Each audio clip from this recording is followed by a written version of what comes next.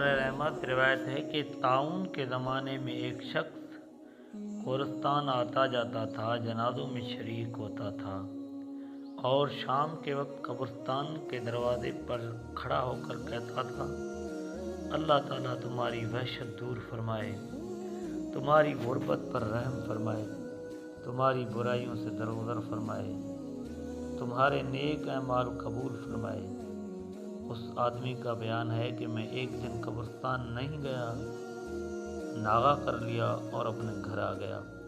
شب کو خواب میں کیا دیکھتا ہوں، حد نگاہ تک لوگ ہی لوگ ہیں۔ میں نے پوچھا: تم کون ہو؟ بولے: ہم قبرستان والے ہیں۔ پوچھا: کیا کام ہے؟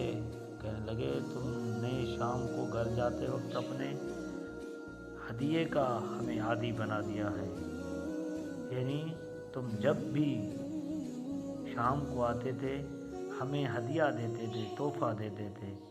میں نے پوچھا: کیا، کیسا تحفہ؟ بولے: دعائیں۔ وہ قبرستان والے بولے کہ دعائیں جو تم ہمارے لیے مانگا کرتے تھے۔ میں نے کہا: اچھا، تو میں دعائیں مسلسل مانگتا رہوں گا؟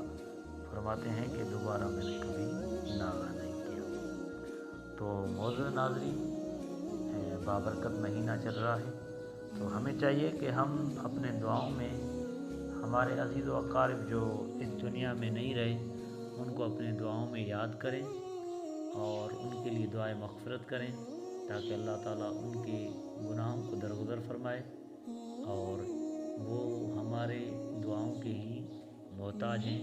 ہمیں چاہیے کہ ہم انہیں اپنے دعاؤں میں ہرگز نہ بھولیں۔